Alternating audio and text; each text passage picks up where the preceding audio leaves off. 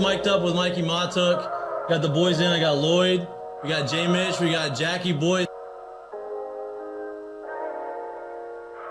He tried to jump up and he might have knocked it in.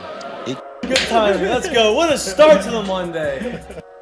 I mean, I'm from Lafayette. My boys would come in, say, oh, God. So me and Joe on the ground. I got Joe in the headlock. And he's sitting there. Helmet. He's punching me in the stomach, like steady punching me.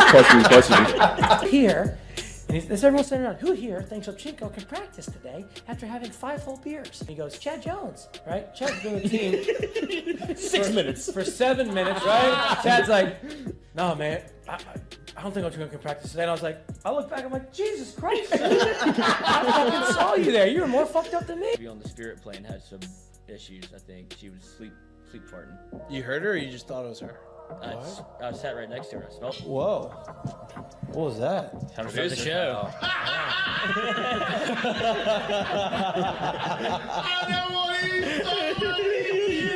Why would I have that?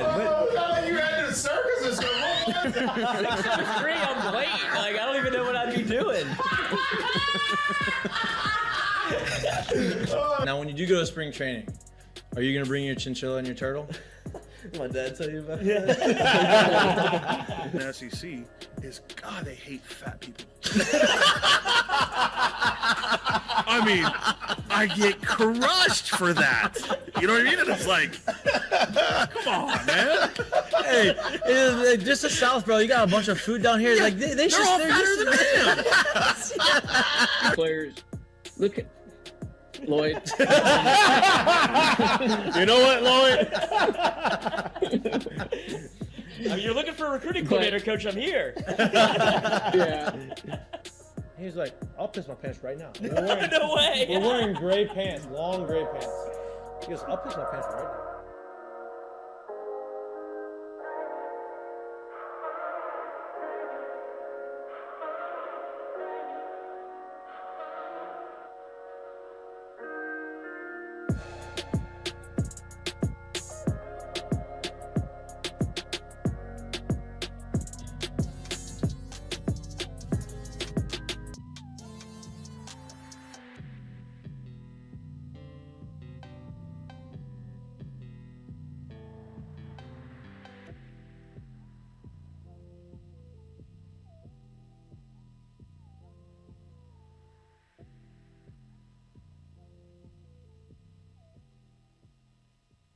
Hello. Good afternoon. Welcome back to Mik'd Up. Today is Friday, June 23rd. Wow. What a freaking game, man. I mean, that was... It got... Huh? Are you not entertained? Yeah, are you not entertained is correct. Because this game was pegged as must-watch.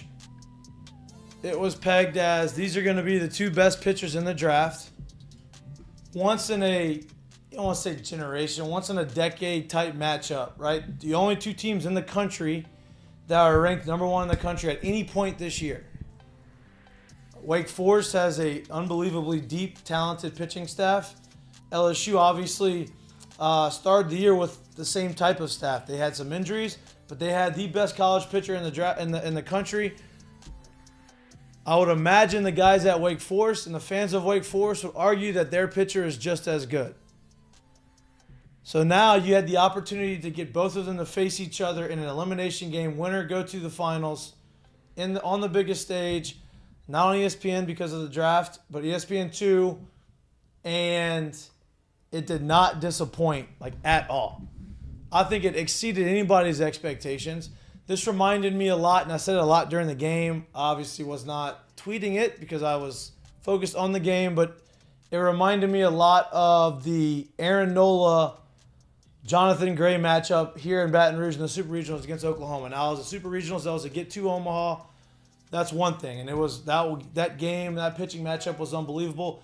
This was at the biggest stage to have a spot in the World Series Finals, and Paul Skenes on 2 days short of his normal college rest And Lowder, I think, was fully rested. Maybe one day. Whoa. Maybe one day short of his rest. He may have been fully rested. It was a matchup that everybody was anticipating, where everybody hoped that it lived up to the billing, and boy, did it.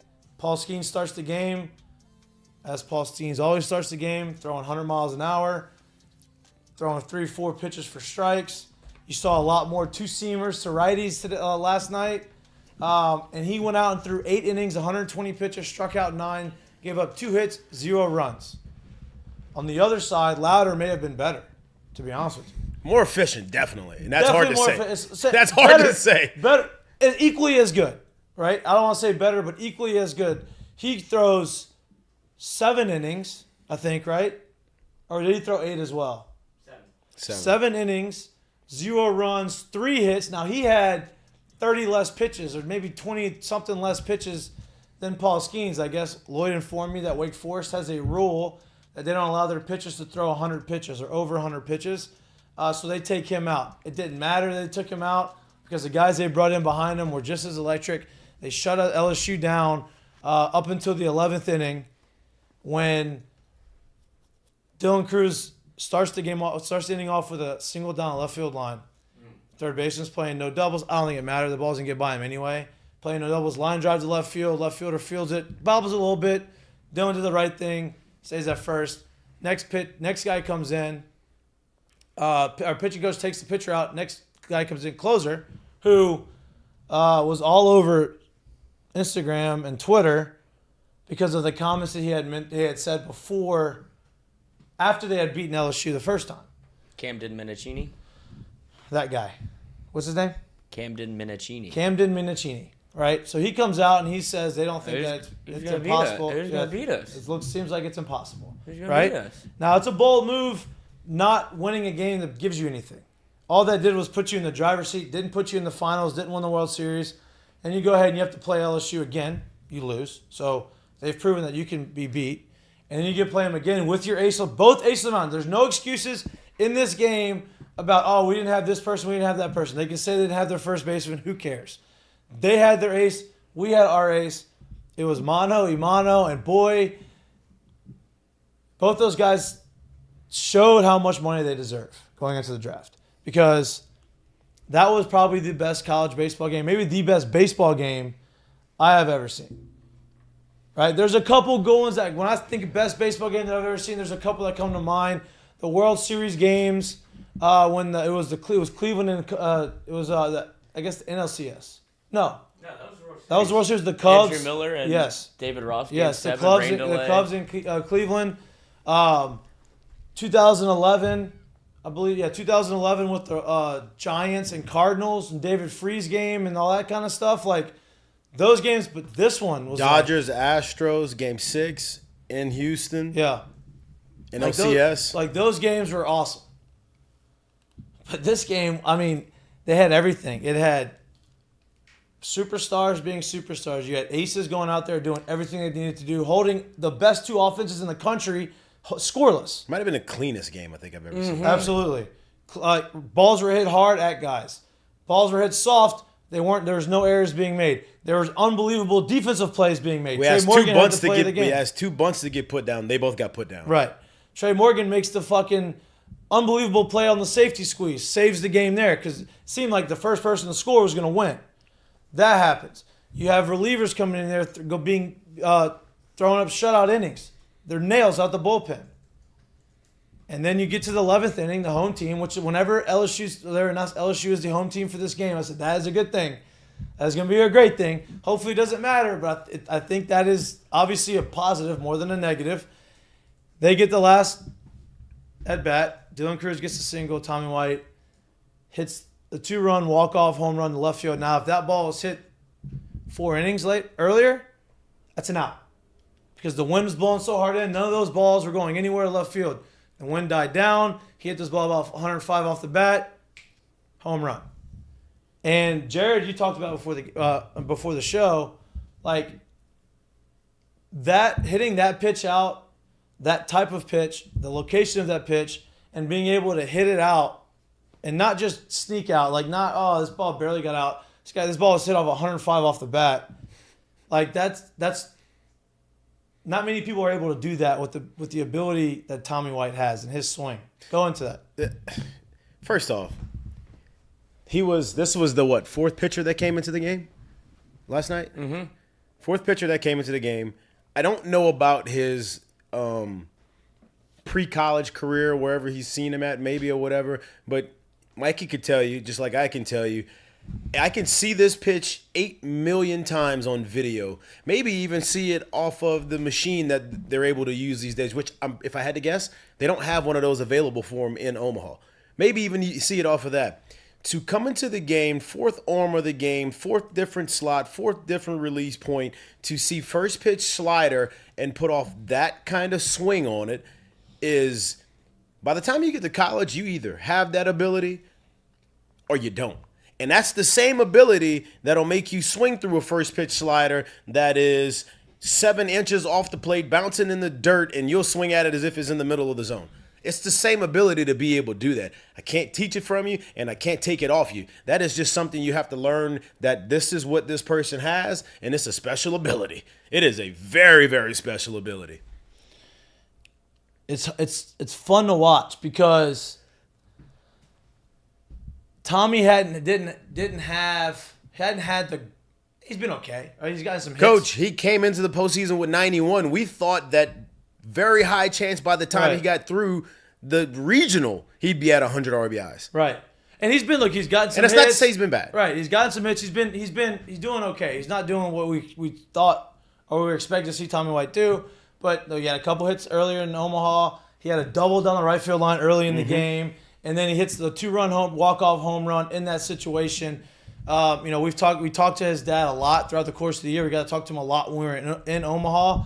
And he talks about how much Tommy loves being here, how much he loves the guys on the team, how much he loves the moments. At LSU in the moments, right? And so for him to be able to get that opportunity in that situation and come through, that's going to be something he's going to remember for the rest of his life. Obviously, that's going to be something that LSU fans remember for the rest of their lives. I think that was the first time there's been a walk-off home run, like not obviously Warren Morris's walk-off, not to win the World Series, but to win a game in extra innings on a scoreless game since like 1985 or something crazy, which is nuts. I'll also say this too. If you didn't get a chance to listen to him, go listen to his on-field interview after the game. I think that's something a lot of young hitters need to understand and really kind of get to start living by. Anybody else who sees that, a lot of people who see that will sit there and say, oh, he was sitting slider. He straight up told you after the game, I was looking heater, and I didn't get it. Like, I don't know what else to tell you. I was looking heater, ready for heater, and I didn't get it. But that's part of why he's able to swing at that. That's why he's ready to be able to swing at that. Right. Exactly. Like, he is a free swinger. He doesn't strike out a ton. He doesn't walk a ton. He puts a lot of balls in play. Sometimes he expands his zone more than he would probably like, but that's his mentality. There's a lot of guys in the big leagues that are good at swing at that because of the mentality is, I'm going to be aggressive. I'm going to go and attack everything, and I'm not going to ever get off the fastball. And a lot of those guys who don't get off the fastball and do have that approach, they may look silly on some breaking balls, but they're going to hit majority of the ones that are in the zone. And so that's what happened last night, and he did it. It was an unbelievable game. The bullpen cannot be talked about enough. Going into the postseason, that was the biggest question mark. So can we put that to rest now? Is everybody cool putting that to rest? I think so. Because before the season, like as the season was ending, the last 3 or so weeks of the season, the bullpen was not good. LSU lost 2 out of 3 series. They weren't playing their best baseball. The bullpen ERA after Garrett Edwards went down was, I think, in the 7s. Not very good. And we talked about it on this show that when you have those types of losses in the bullpen, you have these guys that you had anticipated to count on in these high leverage situations, and now you have to move some other guys around in a different situation, in a different role that they weren't expected to have or weren't ready to have at this point. You're going to have some bumps and bruises, and you're going to have some ups and downs. You have to let these guys figure it out. Get comfortable, have the experience, and as the season progressed, you would hope, and you have to have faith that they're talented enough to be here, that they're going to overcome that. And so then you saw the SEC tournament, and I was like, I felt like, and I know Jared felt like, the bullpen and the pitching staff as a whole in the tournament pitched really well. They didn't give up a ton of runs. I know they lost 2 games, but both games were 1-run losses. I don't think they gave up more than five runs a game. And so I was like, okay, they're playing better. Then regionals happened, looked great. Then supers happened, looked even better. Then you get to Omaha, and they have been lights out. They have been the strength of the pitching staff. I mean, Ackenhausen comes in and has a career-high innings and strikeouts. Griffin Herring does basically the exact same thing the next outing to get you to the situation where Skenes on the mound. And we talked about if you get LSU to that game, I like their chances. Now, I thought they were going to maybe be able to scratch a couple runs off early against this guy, and they did not. But, man, what a freaking baseball game, dude. That was fun. Fun. Where'd y'all watch it? Omaha. Yeah, I wish. Yeah. We're trying to go back. We're trying to go back, though. We're trying to go back. Got a lot of what did Yeah, they say? A lot of irons in the fire. A lot of irons in the fire. A lot of shots on goal. Yeah, shots. Look, a lot of shots have been blocked and missed. If y'all can't get this done for you two, There's one. It's a tough look. There's one right now that I have a lot of faith in. Anything can happen. You can't. look at last night. Until it's a done deal. You can't talk about it. Flights are outrageous. I tried. There's really none available. There's one available that we saw before the show. If it's still available after the show, I may book it just to have it. But I need to get back to Omaha. We need to get back to Omaha. It would be a disservice to the team if we didn't go. And as members, I just of the media, don't want to drive 15 hours. It's not that bad. You just told me you don't want to do it again. I said I wouldn't do it again, but then I said I would. I didn't want to, but I would. It's not that bad. How much do you think it would cost if we hired like a fucking like van or something? Like someone to hire drive the us? van, or No, someone to drive us. Someone to drive us. You get like a party bus, Yeah. 1,200 a night for 2 nights. I mean, that'd be worth it, right? 15, 3,000. I don't know. We have to look at that, but I'd rather the private jet.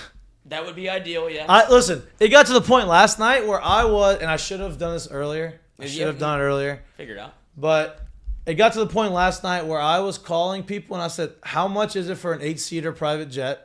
Because the numbers that we had gotten before going the first time were reasonable. Now. And I was like, oh, okay, I can get 8 guys. And based off the flights, every guy pays $1,500. That I can do that. Well, supply and demand, the way it works, that's not the case anymore. That's not that price point is not there anymore. It has doubled. Yesterday's price is not today's price. Maybe tripled than we were going to get. And so we're working on it. We're going to get, I'm determined to get up there. Make a I am wish. determined. I'm making a wish. If the genie in the bottle wants to come out and grant me a wish, the only wish that I would like to be granted is to give us a ride on an aircraft to Omaha. that could get us to Omaha, Nebraska. It's and back. unfortunate we can't take a submarine. Well, see, the only way you can take a submarine is if there's got to be a body of water that you can get underneath. And so I don't know if you've heard, but Omaha is in the middle of America. Oh, I know all about and it. there's no body of water that's going to go through the That's middle why I of said this. It's unfortunate. Yeah. Respectfully, Coach, I'm just going to be honest with you. With the news that's out about submarines right now, You don't want the Xbox controller? you're not about to get your boy in Yeah, there. I don't think that's the move. Couple other things that happened. $250K. Huh? $250K is all it would have costed. $250K. I'll pay for a jet if I'm gonna pay $250K. Okay. Other stuff that happened last night, and this is usually the time we go through the Heineken headlines. The Heineken headlines are all LSU baseball. The Heineken headlines, or Heineken, was a big reason why y'all got. It was basically sponsored y'all's bachelor party and our trip to Omaha. Part of it. Your boys are stuck on the Heineken train, huh? Oh man, that was an excellent picture to get. Yeah, That was great.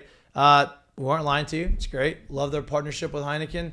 95 calories, 4% alcohol. These usually the time we go through the Heineken headlines. I think the Heineken headlines are all one headlines. LSU is going to the national championship rematch against the 2017, or rematch of 2017 against the Florida Gators. Last night, Paul Skenes broke Ben McDonald's strikeout record, LSU record, and SEC record of 202 strikeouts. He only needed 3. He got 9, so he's 6. He has 6 more than that record. If they make it to Monday, I'd imagine maybe he gets 1 or 2 more innings to pitch. I don't know. But that happened last night. I'm sorry, I got pulled the mic right in my face. There we go. No, it's perfect. That happened last night. What else happened? What other records Trey were Morgan? broken last night? Oh, a little bit of a strikeout record.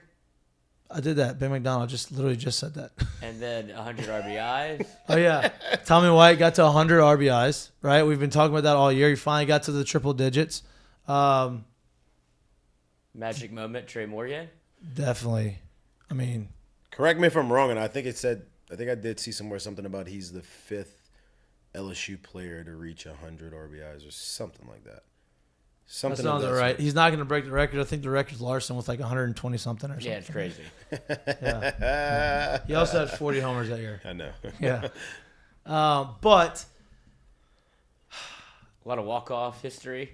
walk-off Hit on history of that. Tommy White. 1985. Yep. It was an all-around unbelievable game. I think that college baseball has been trending upwards for the entire year, right? Last couple of years, really. Like, people are really starting to notice college baseball. There's a lot more talent that's in college baseball than there has been in the past, based off of how the draft is set up, based off NIL. I know a lot of people are upset about all these, top guys transferring to other schools, but, they want to go where they're going to play the best competition. And some can argue the other end of it. Oh, they're quitting on their team. Okay, yeah, I understand. I see that point. I understand that. But you could also say, okay, well, these guys know how good they are, and their ultimate goal is to get to the big leagues. And if the team that they were on, if they felt like the team that they were on had their opportunity to get to the big leagues, right, or had the opportunity to develop them the best to get to the big leagues, and that team was winning, they probably would stay. But some can argue that, maybe they're transferring to LSU or these bigger schools because now they get to play against the best competition, and they're not scared of that competition. They want to show how good they are so they can up their draft stock. If they were scared of that, they would stay where they're at and continue to put up the monster numbers in a lesser, not as competitive, deeper conference. And so those guys said, no, I'm going to come here because I think I'm that good. And all 3 transfers that we got, big major transfers that we got, all were really the reason we won last night. I mean, all 3. The only 2 pitchers that threw were transfers. And the game-winning walk-off home run was from a transfer. And then you saw Jay Johnson take the podium after the game and once again deliver the State of the Union for LSU in the transfer portal, where he says, if you're a transfer player, why would you want to come anywhere but here? Look at the people to my left and to my right, all from the portal. I worked all summer to talk them into coming here. You think they regret it? Right. That's him pushing. No. That's him pushing, and I respect the hell out of it. That's him pushing hey, whoever's in the portal, I'm going to get my chance to get the pick of the litter of the top of that litter, right? I'm going to get my chance to get the pickings off of who is at the top of that, who could possibly come in this thing and help us right now, right? And I don't think he missed so far, right? He's been pretty good. Like you said, the 3 performers that came up last night. And once again, as we talk about this, what did we say when the postseason started? What did we say when Omaha started? You need your what to show up? You need your stars to show up. Your stars showed up last night. They did. You did. You got one that went 8 innings. You got one that finally got the big hit in the 11th. You got another one that got the hit in the 11th. You got another one that made the play at first base. Your stars showed up last night. Yep. And that's how you win big games. Yep, absolutely. And that play – so before we really get into, like, the key plays of the game, right? Like, we mentioned them, but I kind of want to go in depth on them. Doug Thompson in the booth. I don't know if y'all saw the video of Dougie in the booth. But, look, Doug Thompson won a national championship at LSU. He had and he's on the top 5, maybe top 3 all-time strikeouts in a season. He is, one of the great LSU pitchers to come through. And he loves LSU with everything he's got. He calls games alongside Chris Blair, and they do a very good job. He's become a really good friend of mine over the last, I don't know, however many years that we've known each other. And watching the reaction from him in the booth shows how much LSU baseball, just LSU in general, means to the people who play here, right? Like, I've played against and with guys in professional baseball that have gone to other schools, really good schools, won national championships at these schools. And yeah, they have a little bit of their school pride, but it's not the same. Like, they don't talk about their school the same way that we talk about LSU, right? And so to be able to see that video of the call of the walk-off home run and watch Dougie's reaction, man, it was awesome. And I think that was a lot of players around LSU, a lot of former players felt that exact same way. If we were calling the games, we probably would have done the exact same thing. So Doug is obviously still in Omaha. He is. They have an off day today, and he is hitting with his kids in the batting cages. So Doug's coming on the show 2:15, hopefully via video call. But if they're still in the cages, he's probably going to do it for a phone call. We're equipped for both, correct, Lloyd? I see his email address. We've given it to him before, haven't we? Oh, I got it. Yeah. But as far as phone, he can call in too, right?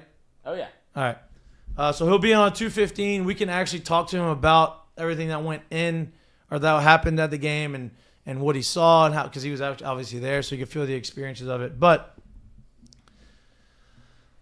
I want to talk about a little bit of the preview of the weekend, right? Florida, listen, they're in a good spot. I mean, they have, I think, all their best pitchers ready, available to go, right? They beat TCU in Game 3 of for their third win, so they didn't have to burn too many pitchers. So they had yesterday and today off because they played on Wednesday, correct? No, they played on Thursday, right? No, Wednesday, because yesterday was Thursday. So they played the day before. I thought they played the same day as the. They did the first game, so Yeah. Wednesday. So they played Wednesday. LSU had to play Thursday because they didn't lose. Yesterday was Thursday. LSU's played 4 days in a row, correct? Yes. Yes, yesterday was Thursday. Yes. So okay, they will have 2 days off. That's what I mean. I thought you meant so far. I'm like, oh, wait a second. No. They played Wednesday, so they had Yeah, Thursday yeah. and Friday off, and so they'll be well equipped for the weekend as far as pitching goes. They're rested, whatever. That's not why I want to talk. I want to talk about what LSU's got available and who they've got rested. This Friday day off helps, right? Ackenhausen and Riley Cooper throwing 2 games ago, and they'll be the only 2 pitchers. Helps, right? So Ack is going to have some time off before the weekend. He'll be available. You have Riley Cooper is going to be available. I know he threw a little bit. Actually, his last game was Wednesday, so he'll have a big break. He'll probably be available Saturday or Sunday. Definitely Saturday out the pen. Maybe Sunday if you need him to start. Thatcher Herd only threw 40. That's really what I want to talk about. Thatcher Herd only threw 47 pitches last night in 3 innings, right? That is pretty efficient through 3 innings, and he gets the day off. I would imagine that he is going to be available either out of the pen on Saturday or available maybe to start on Sunday. Gavin Guidry's available. Herring's going to be available. That's the fucking hammer. Everybody's going to be available that you would need to be available except for Paul Skenes this weekend. I would imagine this. The way it kind of sets up pitching wise is, in a weird way, is Saturday is going to be, in my opinion, we'll see how this played out. It's going to be in a way, kind of get through it game, kind of what you would usually see on the back end of series, as opposed to what you'll see on the front end. Like, they're going to do what they can to be able to stretch the arms that are able to throw on Saturday, and hopefully you can still squeeze a win out of that game.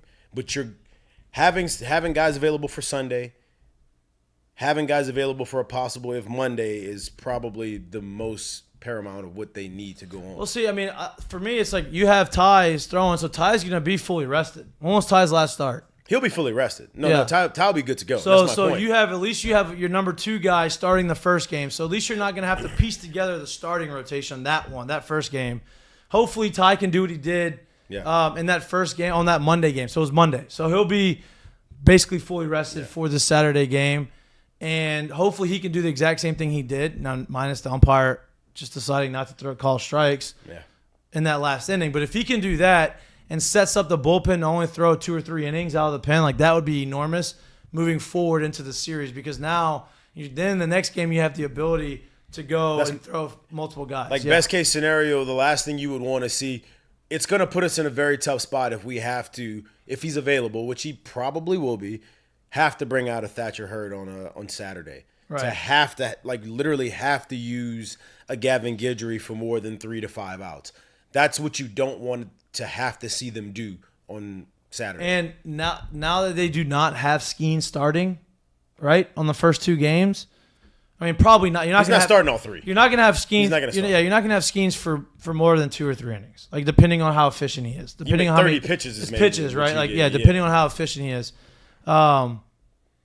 So I would not be shocked if Thatcher is not available tomorrow and they hold him for the start on Sunday. Right. Right? Because now you have the ability to have a guy out there that has some good starting experiences. Now I know he loves Riley Cooper in that role, which he's been nails since he's been in Omaha. But, I think that having Thatcher available to start on Sunday is a big thing. And I think you have enough guys in the pen and enough guys that have been good And look, in the postseason to be able to fill out the rest of that game. I'm just saying, look, and the formula may be to keep it the same, right? It's been working. Don't change it up if it hasn't been working, right? So maybe you do get Riley Cooper again. Maybe you just don't get him for as long on that Sunday game. And then he's backed up by a Thatcher Herd. Yeah. We'll see, But Florida, they're battle tested. They've played all 1-run games. I know a lot of people say that was the easier side of the bracket. You can cares? say what you want or what you don't. You have to win. Who cares? And all those games, Florida was very good. Florida won the SEC. Like Florida is They've been very a top talented. 5 team all year. Right. So Florida's very talented, and they were able to find ways to win. And they weren't always the cleanest games. They weren't always the smoothest games, but they're able to make big comebacks in big situations and win games, and that gives a lot of confidence moving forward. So it's going to be a tough matchup. Hopefully the rematch goes opposite of what it did in 17. It's very similar to how it shaped up in 17. Florida was undefeated that year. They made it to the finals. LSU had to beat Oregon State twice to get to the finals. They did the exact same thing this year. I think that LSU is a little bit more equipped and a little bit deeper pitching-wise this year than they were in 17. And so it's going to be a fun series. It's obviously going to be a LSU-Florida rival. This is something that everybody wanted to see because we didn't get to play them at all this year. And I'm looking forward to it, man. I really am. I mean, it's like the stadium has been kind of a neutralizer for a lot of teams. The wind blowing in has been a neutralizer, but the wind's kind of been a crosswind. And you have Caglione, who has 31 home runs. He hits from the left side.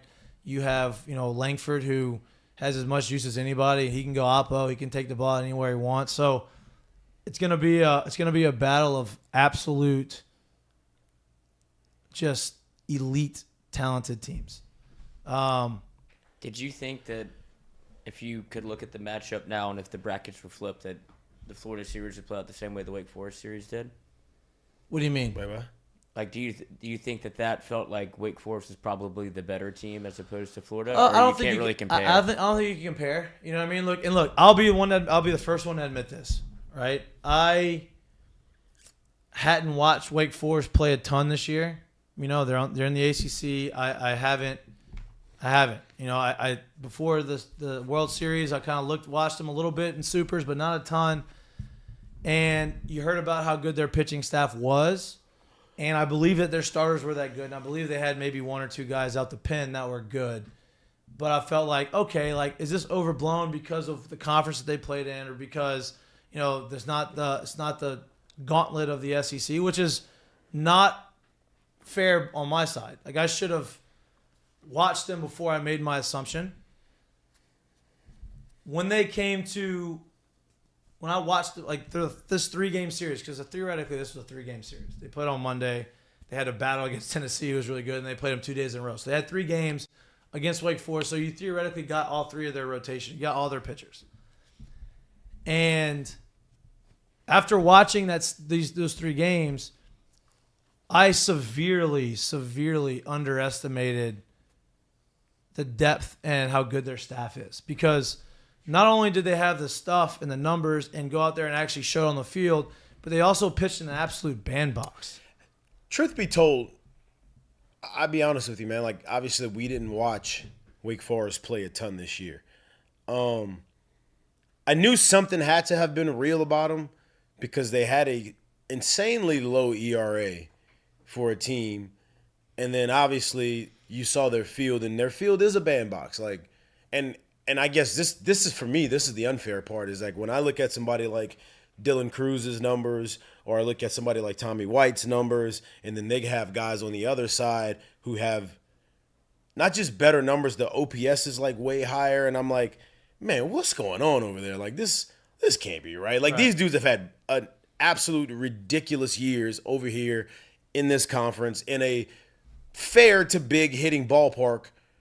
What's going on over there? So for me, I felt like something had to be a little off about the hitting, but I felt like something was real about the pitching. Now, to be honest about it is, I don't think anybody, unless you watch them play this year, could sit here and think that a college team would have those 3 starting arms. They would have a pen guy that's thrown 70 innings out of the pen. That's unbelievable as well. And they'd have about 4 more guys out of the pen. And that's what I was surprised about. I don't about. think anybody could, without watching them play, even if I sat here and said, hey, start of the year, this is a perennial best team. They are the best team this year, and the pitching staff is that. I don't think you would ever say in college ball that you would have all of that on one staff. Right. So underestimated, yeah, we did, but I think it's unfair. Not even unfair. It's just there's no way in hell you could have thought that that's what they had on that staff. Right, and they did. Unless you watched them, right? They did. I knew the starters and I knew the closer was good. Like I knew it. Like you could look at it and then you start looking at the numbers and you're like, oh my God, are these guys like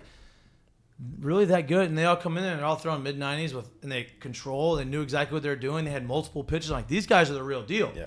Right? And then, offensively, I'm not saying these guys, they're not good because they are. Right? Look, that leadoff hitter is an aggravating motherfucker.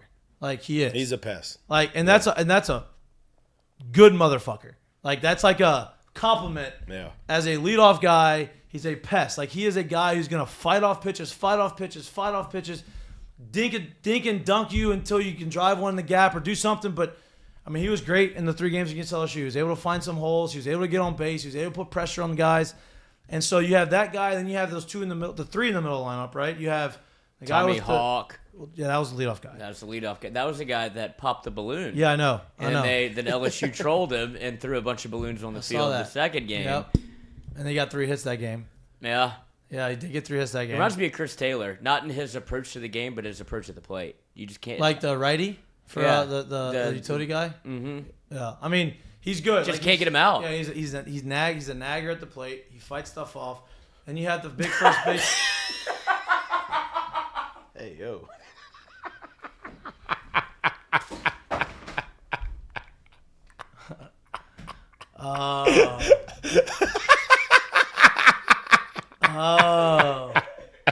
Woo! Boy! I made sure. I said that. I really pronounced the A there. You really did. You're fine. I really pronounced the A there. So A couple days after Juneteenth now. Woo! I really pronounced the A there. Okay. All right. He is a pest. Let's go. He's very pesky. Picky. He's very pesky at the plate. All right. But then you have the first baseman who had 23, 24 homers. Yeah. He goes down before the year. I mean, before the last game. Yeah. And he had a nagging injury. What did they say? Ribs happened? something. Ribs. Is it ribs or is it They said oblique? they said he re-aggravated a rib injury, which a lot of times that oblique turns into like the intercostal, whatever. Right. So maybe it's probably something. So I don't know if he had gotten hit in the ribs or if it was like a swinging thing. Where I think it was a swinging soft thing. tissue deal. I think So it was a probably swinging thing. oblique kind of thing. And then Do you you had think that they recovered for what he did against the dugout? Maybe a little hand. it could have come. No. It could have come from that. That could have been the re-aggravation. Yeah, but it wasn't his hand. No. It was his ribs. But maybe but that's what I'm saying. Like that was a visceral reaction to something that, and then that's a way you can re-aggravate it, and the way that they kept showing him on the screen where he's doing these fake swings and these dry swings. Well, that's what made me think that it was oblique, yeah. right? Because, You can't take a shot for that. coach. No, obliques are. Done. Listen to me. When you hurt your oblique, It's the most you can't helpless breathe. feeling thing that's going on too. And just when you think you're good, you're not. Like you're really not. So like whenever I'm watching him swing, I'm like, oh, this guy I mean, that's an oblique. It's either, I don't think he cracked his wrist, but I don't know what his injury history is. But that looked like an oblique swing. Like, I'm hurting. There's no way I can get through this. Then you have the other guy, third baseman, who has 31 home runs for the year. I mean, LSU did an unbelievable job of kind of keeping those guys neutralize both of them, right? Absolutely. And so, you see that offense. And I'm not saying they aren't talented because they are, but I think some of those numbers that they have, up and down lineup. I think the third baseman's real. He has 71 home runs in his career. It's not for me. It's not about not being real. It's just like I said, when I sit here and watch Dylan, who hit pretty much 440 all year, and he's got a 1200 something OPS. It's hard for me to find what do you have to do to have a 1300 OPS, which is what he had, 13 plus. Right. And I'm like, all right, listen, the guy's good. I watched him hitting in that Bama series. He can swing it. But as I'm watching balls leave the bat in the Bama series, it seemed like as soon as they pan to the outfield, you can already see the wall in the shot. And I'm like, all right, that seems a little small. And it's a turf field. It's hot as hell. Ball's fast. I'm like, there's a lot going on there. And it takes nothing away from his talent. Please understand that. The guy is a very, very, very good hitter. I respect the shit out of him. Like, I'm being serious about that. But I was just like, I'm looking at these numbers. I'm like, that is lofty. Mm-hmm. Those are, like, lofty. Mm-hmm. And look, so I had my questions when it came to that. And look, maybe if you go look at all their numbers and you go look up and down and get all the analytics and you say, okay, this is the exit velo, this is the launch angle, this is how far the ball went, it wouldn't have mattered. And then I'll flip it to the other side too. This is another funny part about it. The leadoff hitter. It doesn't take you much to see that's a little guy, right? And when he comes to the plate and I'm seeing, I think he had 7 or 8 homers on the year. I'm like, 7, yeah. I mean, that's like 2 or 3 less than what Trey had. I'm like, right. All right, something going on here. Nothing to take away from his hitting talent. Right. Nothing at all. But when you see those things, I'm like, all right, I have my questions. I need to see it. Right. And that's all it was. I mean, it was just a good series. I mean, it was a well-matched series. Before we get into I think we're going to dive into the plays of the game here very quickly. But why did they start it up again so quick whenever you have, I know. That's what I don't like. It feels like you'd give them a couple of days. It should be like the Major League Baseball playoffs where, okay, you have a few days. Reset. So that you can have your rotation reset because you want the best team to have their best players available to play in the highest level of the game. Because we're done with college, right? They're not in school right now. There's no reason for this to be hustled along. And I think it's because they didn't realize that the sport would ever get this popular. So it's play and play and play like it's a regular baseball series. But now, with the popularity of the sport. Well, they're making adjustments. They shortened up Omaha in general, right? They took some day. I think they took 3 days off, 3 or 4 days off of what it normal. I think when we were there, it was 13 days. I think now it's 10, right? If you're there from start to finish, I think it's 10 full days. It's shorter, I know. So you got to figure out how do you end it to where you have a few days off before the weekend, right? Do you start it? You can't really start it earlier. Do you not give they've already taken the days off. You still want to give the teams days off in between. Or maybe you say, all right, you're not going to get day off in between. You're going to have to play back-to-back games the first 2 days. But you can't. But you have to have somebody because you have so many teams. So you have one field, so many teams. You have to have a day for both sides of the brackets to play. So is that what it is? Just a field? Well, think about just it. Having you have one stadium, right? And you have 8 teams. So you have 4 games to go. So 2 each day. That's why you have the day off because you can't play 4 games in one day. Yeah. Field will get too chopped up, and it's not going to be good. That'll take away from the quality of play too. Yeah. So you have one bracket that plays 2 games the first day, right? Then the next day you have another bracket that plays the other games, and the day before they're off. And so it's almost impossible to take away the off days. And I'll be honest too. On the other side of it, it's almost impossible to. There is a sense of let's just say you do like Florida did and you go 3-0, so you make it through the semis basically and get into the championship series without a loss. Mm-hmm. You've eliminated that entire bracket, you're good to go, right? So say they added another day and now you're sitting there with hitters who haven't seen a live arm in 3 to 4 days. That's putting them at a disadvantage as well. Even though you'll have both teams with the pitching set up, that's in a way putting them in a disadvantage as well when the side happens like it happened on this side. Right, so there is some give and take. I think maybe you can add 1 day in there to where you can come as close to as possible as you can in this thing. But the way it's set up and the way it is, it's really hard because there's situations like that in the big leagues as well, where you go into series and that ace can't throw until game 2 or 3. Right. Like there's situations like that. But they still get to throw and like have an impact in the game. Right now, you can't. But it's because we're talking about a 3-game series. That's the only reason why. Right. That's what I'm saying. So the only way that I feel like you could do that is if you keep this same schedule. Now they're not going to want to do it and I wouldn't want them to do it because you would take away from the weekend series. So Saturday, Sunday, Monday. Only way that this would work is if, okay, you win, like that Thursday game, Friday, the weekend's off. They're not going to give them the weekend off. No. You know what I mean? So, like, that way, if you had to start that Monday, Tuesday, Wednesday, because that's when our finals were, Monday, Tuesday, Wednesday, right? So, if you started the Monday, Tuesday, Wednesday, that Wednesday game, Paul would be, but still, he would still have to wait till the game 3. You know what I mean? No, he could throw game 2. That'd be 4 days. That'd be the same thing he did on Thursday. So I don't know how to fix that. I don't think that. Well, I just don't understand the schedule of it all because wouldn't you want to see the best players play? Like you said, typically you can, but like I said, when it comes to scheduling arms and stuff like that, it becomes really, really, really difficult no matter how you flip it in a 3-game series, right? Like before when it was just a 1-game series, obviously that was you were going to miss the best guys. Now it's a 3-game series, which is very across the board run of the mill for a college series, but it's still hard because when a guy like Paul has thrown he's thrown 15 innings in this series. 6. Oh no, yeah, it's 7 and 2. 7 and 8, yeah. so almost 16 innings in this series, right? To be able to bring in the span of 10 days it would be. By the time the weekend gets here, man, that's asking a lot. Yeah. You know, and so the only thing you could do would be to, in my eyes, really, would be to extend the championship series from 3 to 5. But that's not going to happen. It's all It's not college. going to happen. Yeah, right. Yeah, exactly. Right. So, like, it becomes really hard to kind of figure out how do we make sure that when we get to this championship series, you get to see the stars. You get to have the best players. All these guys get to get on the field. It's hard. It really is. It just feels like, this is just me like thinking out loud. It just feels like you're getting punished for making it through the losers bracket. You are. Again. You are. But you are. Yeah. But I mean, it doesn't feel like it. Like that is the Yeah. case. Like that, and that's what makes it so hard to come out of the loser bracket and win. It's not impossible, but it just makes it really, really. No, exactly. It feels like if you can make it through the losers bracket, you should get the opportunity to reset.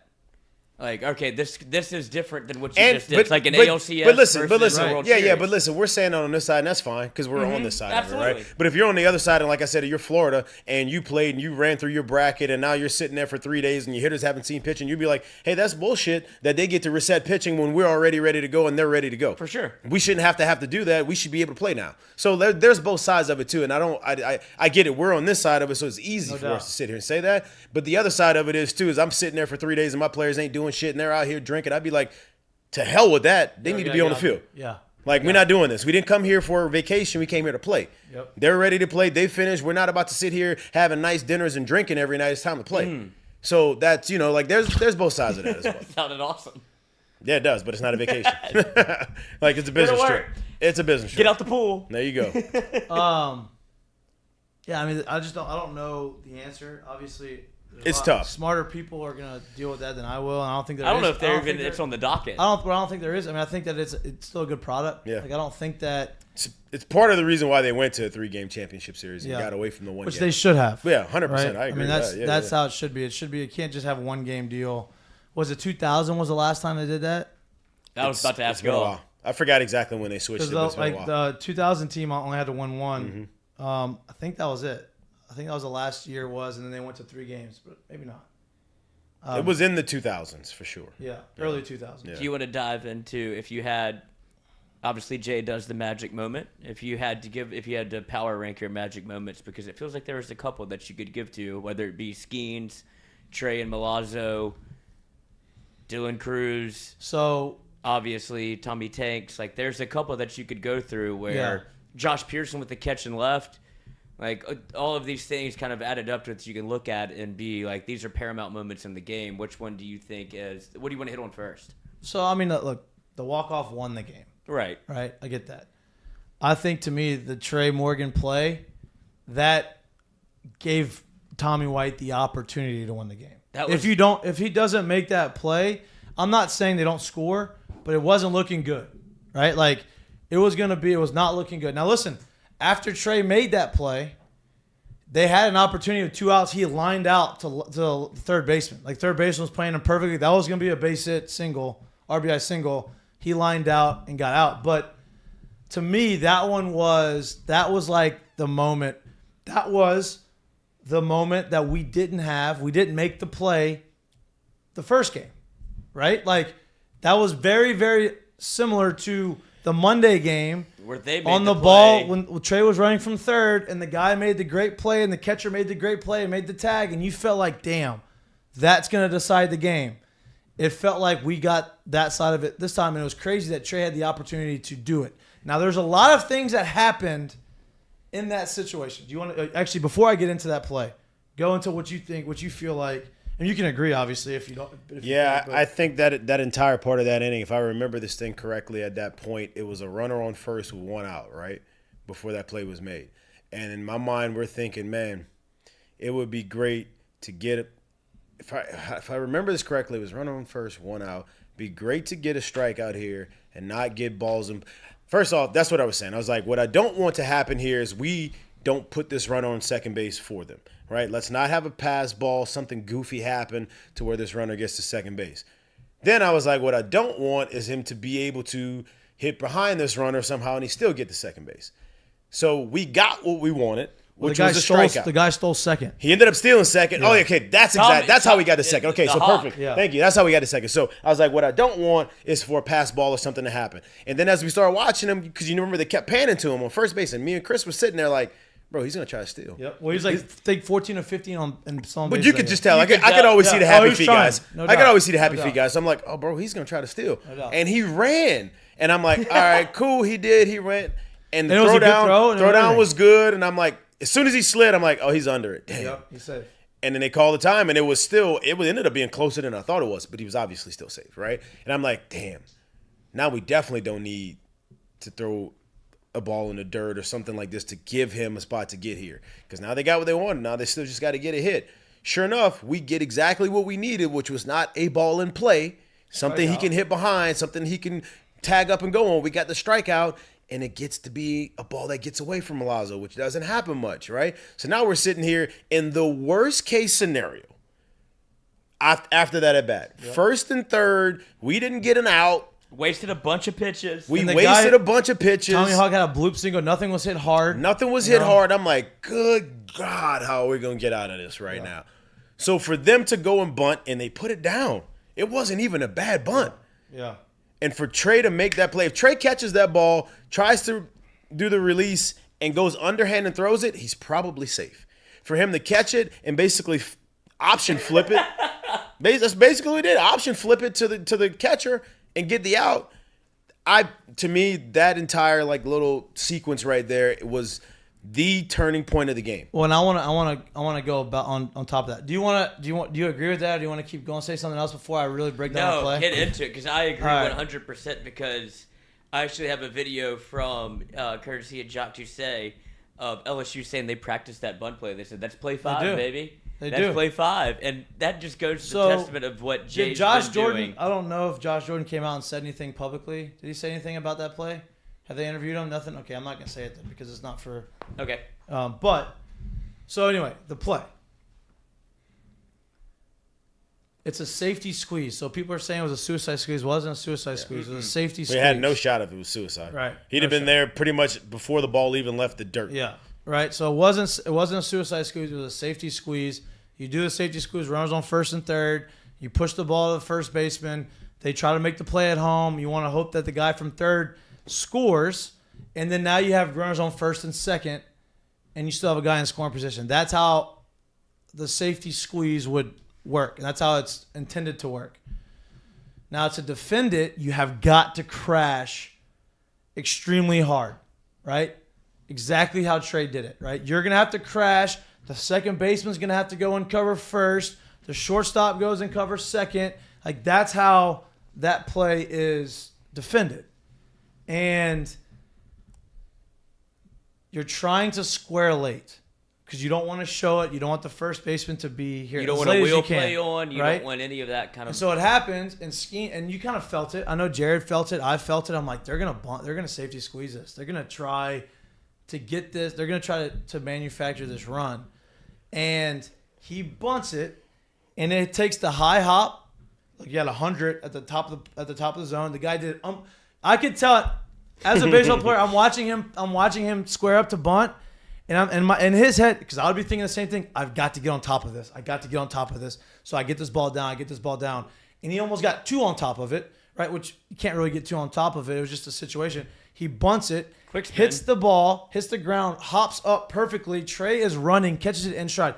If Trey has to go and scoop that, if it's on the ground, he has to bend over, he's probably going to have to try to glove flip it to home. And I don't know if he gets him out, right? So Trey fields it, running in, like Jared said, takes it out. Instead of flipping it underhanded or even this way, he jumps and he like dart throws it to Milazzo. In beer pong. Right?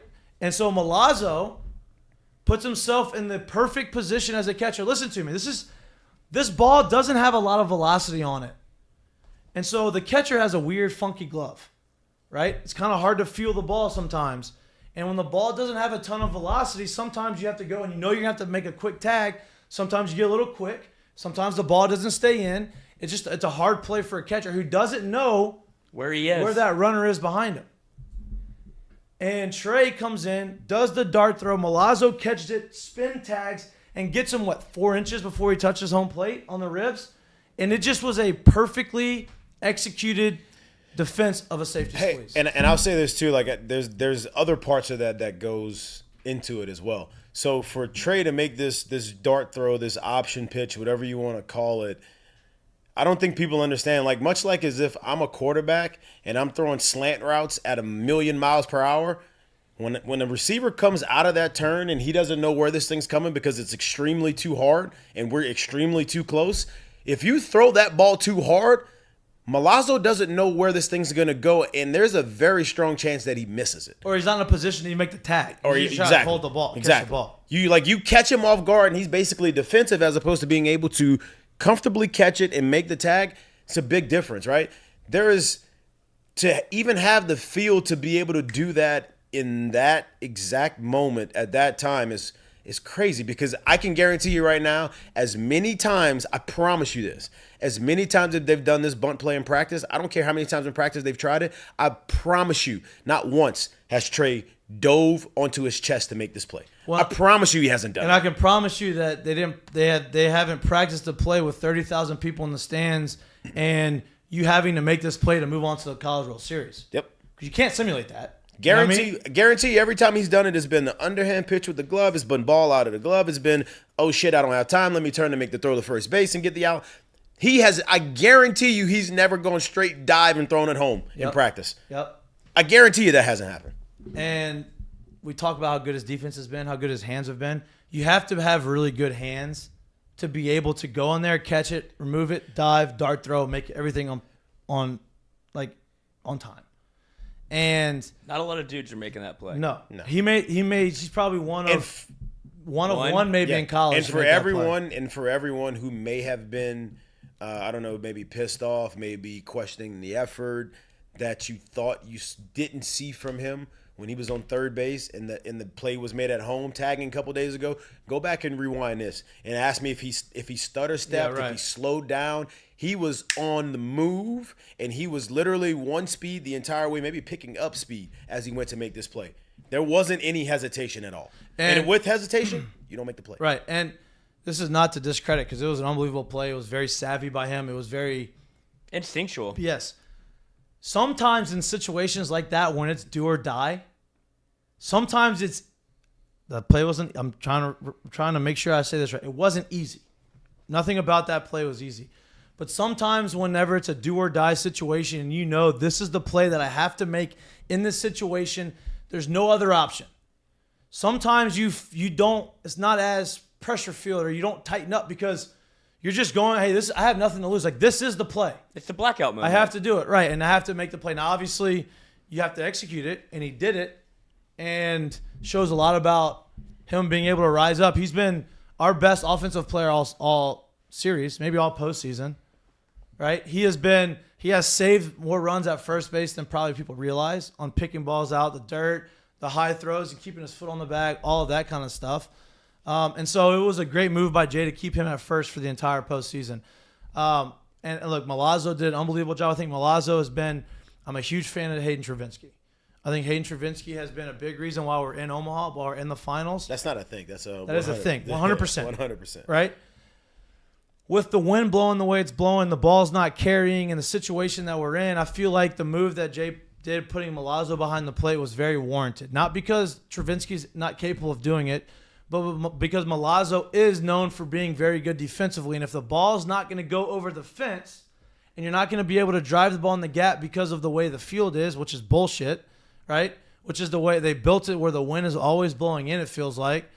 If you're not going to be able to do that, then you're going to have to be able to – you have to sacrifice some of the potential to do that for the defensive side and say, okay, if I'm not going to be able to drive the ball at the ballpark, I'm not going to allow them to score runs. And that's, Milazzo is good behind the plate. He's good at controlling the run game. He's good at receiving a little bit. Like he can, and so I think that was a big move. And obviously you saw it, the benefits that were reaped from it by the tag and on that play. And the crazy part is too, if you just know Jay a little bit, I would go as far as to say the decision to start sitting Hayden and start playing Milazzo didn't just come off of 2 LSU games. This is Jay watching all of these games be tight. All of these games having balls not flying. All of these games realizing that runs are seriously at a premium this time around in the College World Series because of how the wind's been blowing, because of how the weather's playing. So if that's what it's going to be, I'm going to put my ducks in the pond in the sense of I'm going to try to save runs as opposed to scoring all of them. I can save more runs defensively than I can score offensively. Right. Yeah. Right. And I think this is just me, but the way that he was able to – he's obviously been a battery mate with Skenes for the majority of the year until Travinski got hot, and you couldn't do anything. And Milazzo had a banged-up thumb. Yes, and he got hit on the thumb by Tommy Hawk again last night. But which that little motherfucker is not supposed to have that long of a backswing. He did it on purpose. No, he didn't. No, he didn't. But I said his ability to be able to just squeeze him and hold him a little bit when you have an umpire and you see the zones that are that tight. And his ability to catch 101 on the black and hold it there, that's what you talk about ducks on the pond and saving runs. That's a difference maker. And I think that he'd probably admit, like, oh, man, I probably should have, like, maybe there was tried no to way get to in get front to of that slider. one. No, I'm not saying there wasn't a way, because there was. It was. It's just a hard play. No, you don't do it that way. I think he thought, especially on the swing, I think he thought it was going to get there. he could have caught it on the fly, I think and he was gonna it get broke, there. and it had a little more bite than he thought. That's what I think he It's thought. nothing wrong. He didn't do anything wrong. Right, It was that's just, what I I'm think saying. that the ball. Exactly. Like if I think about it, when I watched what he did in slow motion, that wasn't a tough play. That wasn't the let me be lazy. I think in his mind he really saw it as I'm going to catch this on the fly. Do or I think die. if he would have saw it and said I'm not going to catch this on the fly, then he would have bodied it up. Right. I think he thought he was going to catch it on the fly, and he didn't. And the beauty of baseball is when that happens, the way baseball works is usually you're going to get an opportunity to make the play. Which, if that's fair, if we're being fair, if he thought that, if that's what he thought, I'm going to catch it on the fly, it's probably better than saying, hey, it's a slider that's 8 inches outside. Let me throw this in front of it, and I have no fucking clue where it's going to bounce. Yeah, right. Mm-hmm. Right. I have no clue where this thing's going to ricochet after I get body in front of it. Right. So let me catch it on the 100%. fly. It was right. 1,000,000% a hard, tough play. I'm not saying he did anything wrong. I'm just saying I think that's what happened. But It was ruled a wild pitch. right. But he had that opportunity. Oh, a 2 for 2. There he is. Hey. But he had that wild pitch, right? And then you get first and third. The very next guy, you had the opportunity to go and make a good play behind the plate, and he did it, right? Trey had that deal Monday. It all Same comes full play circle. happens, right? It happens a lot of times where a guy makes an error or something in the field to give up a run, comes up to plate the next inning. You have an opportunity to drive a guy with a guy in score, but you have an opportunity to drive a guy in. You have an opportunity to maybe you didn't get a base hit the inning before with a guy in running scoring position. On defense, you're going to get a ball that's going to be hit to you. You make an error or you come in off the bench as a defensive replacement, the ball is coming to you the next play. That's just the way it works. That's just baseball. I'm just thinking about this, too. That'll be fine. And just the thought process. If in Trey's mind at all, if he was, I guess, being honest with himself, or if he saw it that way and said, man, I probably could have ran a little bit harder. I probably could have made a little bit more of a split decision on this ball while I was at third. When I got thrown out at home, did that sit on his mind for 2 days? Like, when the runners were first and third and he knew they had this bunt play on and knew there might be a possibility, in the back of his mind, right then and there, was he like, There's no way in hell I'm not making this play at home if it gets put down. Right. There's no way in hell I'm going to be hesitant going home. I'll let this ball drop over my head behind me in front of first base before I don't make the play coming forward. Was that in his mind at all? I would venture to say probably so, because that's what competitors do at that point. You realize when you misstep or you took for granted what maybe you shouldn't have taken for granted and you missed a huge play, the next time around when there's a chance to make a huge play, it's on your mind before the play even happens. Find out your role 100%. It's on your mind before it even happens. And I'm wondering if that's something that went through his mind at that point. 100%. And that play is being practiced, like you said, like to your point. Like they practiced that play so much throughout the course of the year, and he knew that the play was on, right? He knew this, how they were going to defend it. So in his head, he's probably going through the scenarios. All right, I'm going to – listen to me. In the outfield, I know I did it. I know you probably did it. In the outfield, in these situations, in the biggest moments, I'm thinking like, all right, you have to. This ball is going to be hitting the left center field gap, and I'm going to lay out. If this ball is going to be hit down the right field line, I'm going to lay out. Or this ball is hit right here, I'm going to go and bring it back. Like you are going through scenarios that could happen where you can make a crazy play, right? Like I know that I'm going to go after a ball, and it doesn't matter where it's at because in this situation, I just got to go get it. And you think it's a lot of times one of those situations comes to fruition, right? But you want everybody on the field to feel that way and think that way, and I guarantee you that's what he was going through his mind. Hey, this is going to happen. I'm going to fucking do it. It's a bit of envisioning, man. It kind of happens at the plate as well. And Mikey could probably tell you he did the exact same thing. There's times where you step in the box, and it's not necessarily like as I tap the plate and I look up at the pitcher, but it may be in that split second before I actually step into the box. When I'm taking a deep breath, the thought in my mind is that, hey, if he hangs this breaking ball, do not stand here frozen. I'm on this fastball. I know that's what I want, but we're not taking this here. And then all of a sudden you hit the homer on the 2-0 breaking ball, and everybody's like, oh, you were looking for that. And you're like, no, I actually was ready I wanted heater. But I told myself, just don't let this happen. Right. And stuff like that. Like you kind of prepare yourself for what may happen, and then you react. You don't get caught off guard. You don't get caught flat-footed in those situations. It's not a defensive swing. There you go. In those situations, you want to be offensive. Douglas. Right? I know. He said he's going to try the video. He's here. Great. Let me finish this thought, and then I'm going to get to me 2 seconds. But there is a lot of conversation about, do you hold on to Paul Skenes and wait for game 1 of Florida, right? Like that was being asked, which, okay, fine. The answer to that, and the quick answer to that is no, obviously. And if you don't throw Paul Skenes last night, you do not win that game. I'm going to say, yeah, who else was going to give us right? eight shutty right there? Against their ace. I'm not saying no one could have, but that's what it took for us to be in that game. Right. At that the whole point is you're going against their ace. You want your ace against that ace. I think it was the right move. Obviously the right move. Now you figure out moving into the weekend. All right, we're going to take a let's take a 30-second break. Get Dougie situated. He's the best for coming on here, especially Think video we'll have as some well. thoughts on the pitching. I think it'll be okay. I just want to talk about the reaction, man, because that was I love that Legitimate. shit. Yeah. He left the booth. Yep, I love that. 30-second break. You're watching Mik'd Up. We'll be back. We'll be right back to you. Jesus. We're brought to you. Bye. All of our sponsors. All of our sponsors. Government Street. Everybody knows about their worst mistakes and their hot tamales, but what you may not know is that they're open for lunch every day from 11 to 2. Great people, great environment. Their lunch menu is fire. What's the best thing on the menu? I haven't tried it yet. Can you guys hear me? You need to try the burger. Unbelievable. Okay, I'm gonna Best try and get burger my in town if head, you're my looking for eye, lunch, my 11 ear to pods 2. real quick. At Doe's Eat Place, again, they're located on 3723 Government Street. Give them a shot. Hit with Mr. Pierce.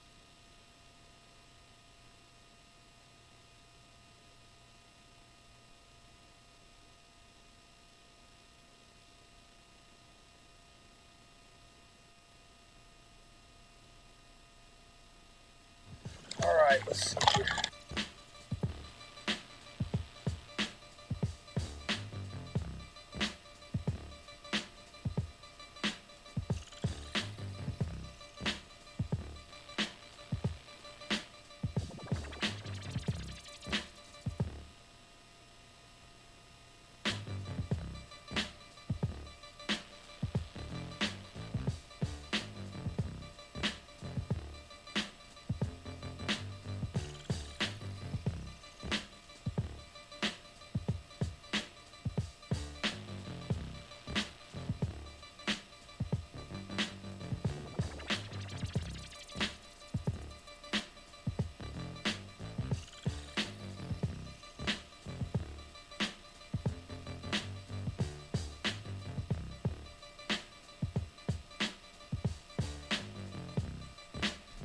Welcome back to Mik'd Up.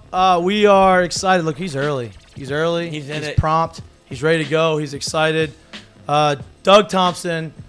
Doug, are you the third, fourth, fifth top of strikeouts in a season? I think you had like 150, 60. How much was it? I don't know at this point. Let's see. You got Skenes, then McDonald. I don't know. I'm probably third or fourth. Yeah, I think maybe something like that. That's fourth, what I said. fifth. Top three. I didn't want to shortchange you. You know what I mean? But he is the sidekick to the voice of the Tigers up in the booth. Yeah. And man, before we really get into the game, right? I want to talk about your reaction. One, you're obviously a baseball dude. You're in the cages right now on your off day with your kids. Let them learn how to hit, still right? in Which is purple awesome. and gold today. We love it. Yeah, but Oh, yeah. I spoke about this earlier on the show about how important LSU sports is to a lot of people, but in particular LSU baseball to the guys who have played there in the past. It's not the same around the country. A lot of teams have, a lot of players have like team pride and they like their teams, but they're not really invested like the former LSU guys are. You have the privilege of calling games alongside Chris Blair, who's the best, by the way, and you get to experience that moment in Omaha and watch a walk-off homer, and your reaction, I think, was it summed up what epitomized. It epitomized what every former LSU baseball player probably felt at that moment. Go through that actual situation, that moment, that play, everything that you were going through in that situation. Well, I really did feel like that was going to be a big inning with 1, 2, 3 coming up. Once we went to extra innings, as the home team, we were in the advantage. I mean, it was pretty simple. If they give up a run, the game's over. There's still life if we happen to. So once we finally got that order flipped back to the top, even, when it ended, when Pearson or Milazzo was up, I said, even if it ends right here with Milazzo, we're going to have 1, 2, 3 in the bottom of the 11th, and I thought it was going to be our best chance.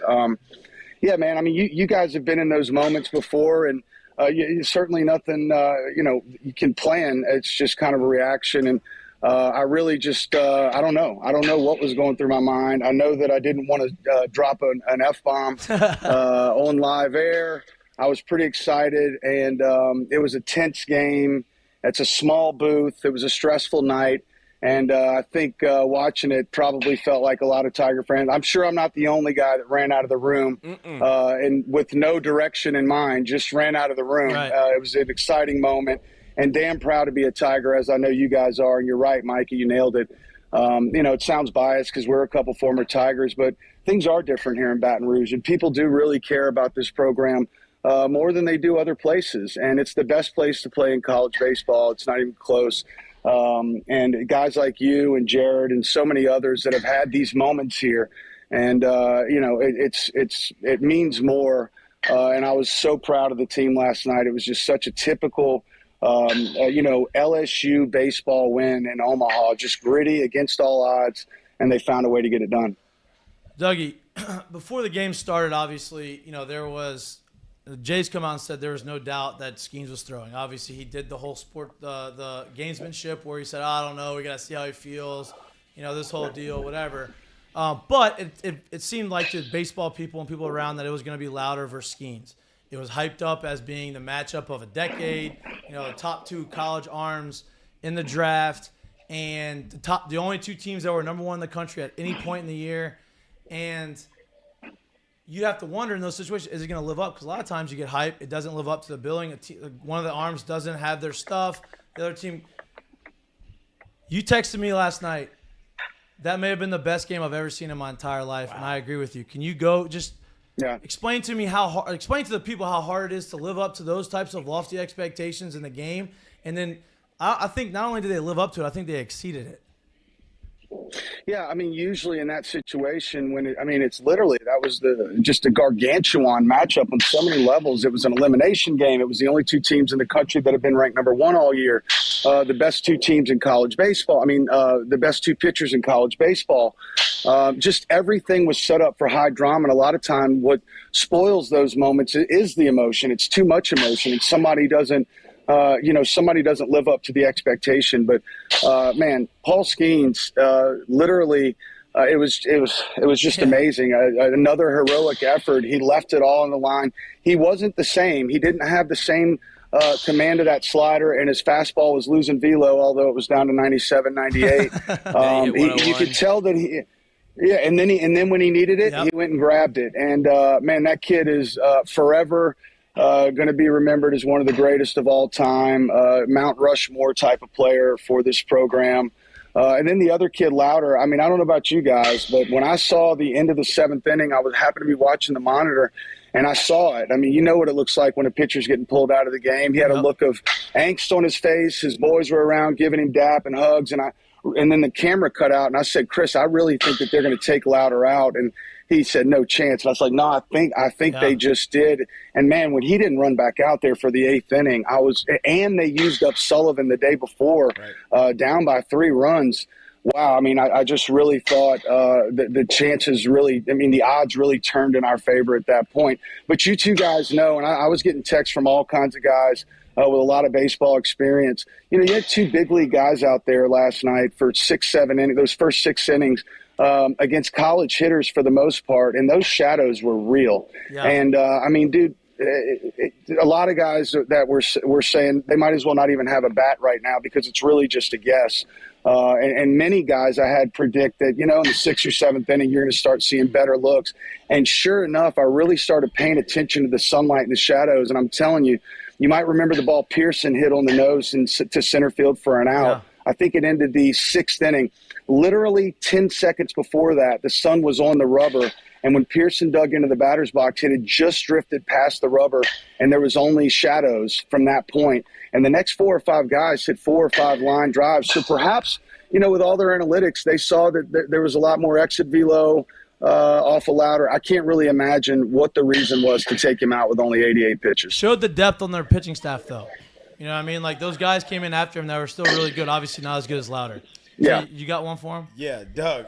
So we've tried to kind of touch on what we saw from them as a team and obviously from them as a pitching staff. You being a former pitcher, we basically got to see LSU play a series, a 3-game series. He's getting a phone call. Yeah. Doug, just if you can hear me, follow my voice. Exit out the phone Marco. call at Polo. That's a fun game. And come on back. It's okay. He's definitely getting a phone call. Bark 3 times. Or he hung up. Baxter. Park twice if you're in Milwaukee. Mookie. Or if you're in Omaha. Doug's putting pressure on me. He's like, you got to get here. I've never felt there is. There he is. He's that back. sounds like Doug. You got a phone call? Is that what happened? Hey, guys, you there? I'm sorry. I don't know what's going on here. Did you No, get, you got it. Did you Did you get, get a phone did you get a call? phone call? Yeah, I was getting a FaceTime call. I guess that doesn't work. Hey, you when can't you're do having 2 a at call. once. So I was trying to hang it up, but No, it's okay. I didn't have that option. So We're good. Look, we've done this my enough. bad, guys. We've done this enough. We know. Yeah, Jay, we've you had seen a it. question We've for seen him. Oh, come on. So- You guys are veterans. We can handle this. Yeah, we'll Dudes figure will it figure it out. out. So, Doug, as we basically got to see LSU play a 3-game series against Wake Forest. Admittedly so, having not watched them play much this year, it was hard for me to believe that the staff was as real as I've heard it was. Being a former pitcher, can you speak on just how good of a college staff they actually showcased this series for pretty much the world to see? Yeah, it was an SEC staff. I mean, they had some big arms, some real velos. They had breaking balls and changeups with a lot of movement on it. The Lowder kid, I mean, that's one of the nastiest slinkers I've seen in a long time. I mean, that ball was, in some cases, it started on the outside edge at 93 miles an hour and ended up somewhere in the inner third of the plate. I mean, it was real. And everyone after that was real. I mean, karma caught up to the closer. I'm sure he'll never use those words again, but he's a great pitcher. Great pitcher. And so is the one before him. In fact, I don't know that I would have taken Massey out either. And just some really fortunate moves for LSU. But, dude, I mean, it's Omaha. It's June. And we've seen this story before. And I really do think, and I'm trying not to be a homer here, and I'm trying not to be biased, but momentum is real in college sports and college baseball. Emotion and energy is real in college sports and college baseball. And I know Florida and the Florida fans are fired up, as well they should be, to get to this championship series.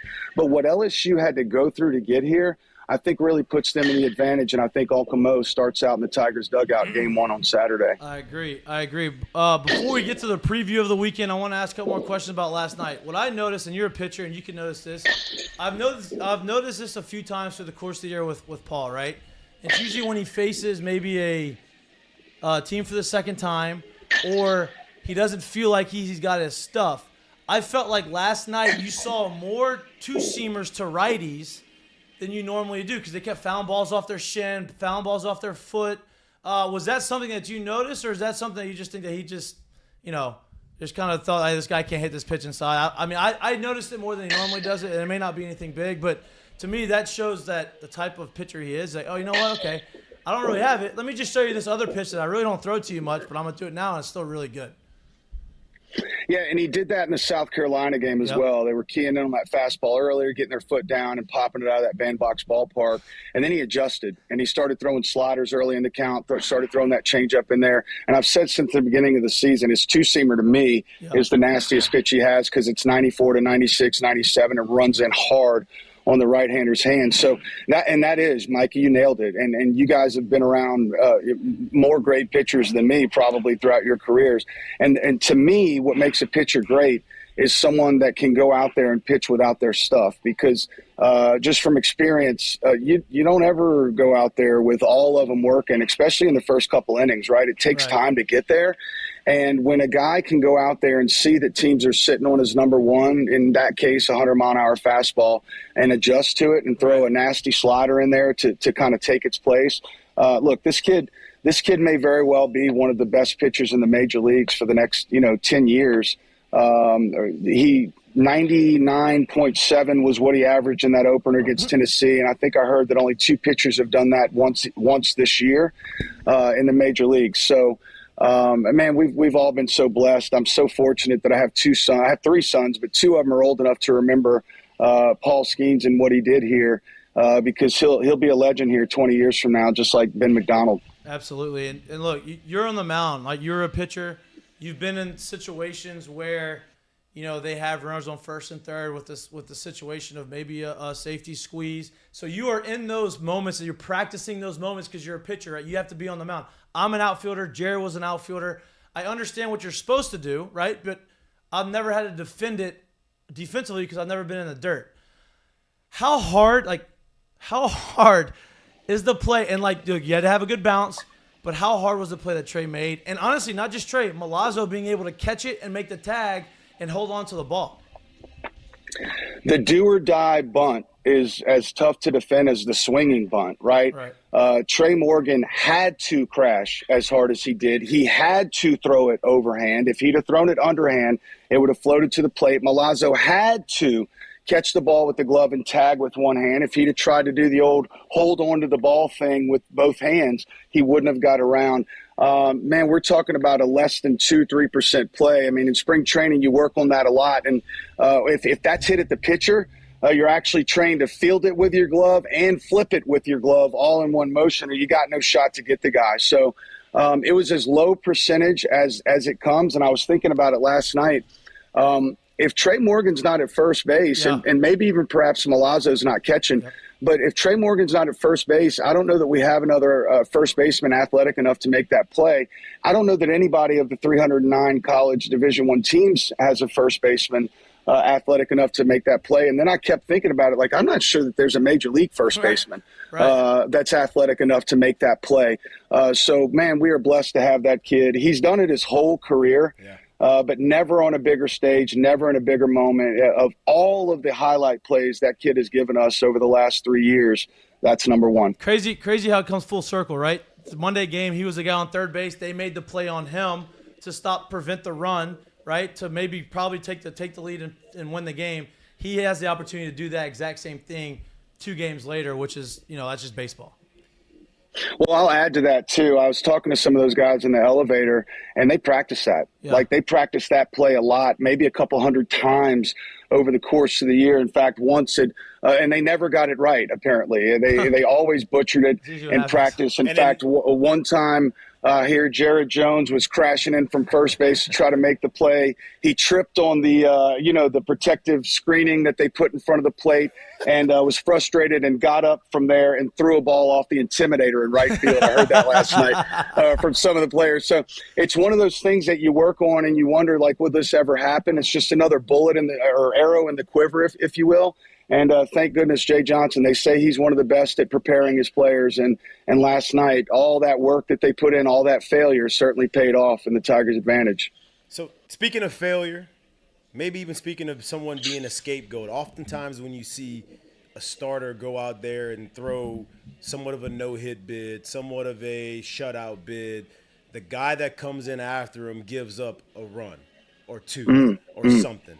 And with as passionate as our fan base is, with watching kind of the way the first half of his season went, I think what's kind of gone unsung here, because lo and behold, even though he threw, 3 innings in that situation, had it been 1 run, we all know what it would have been said about him, right?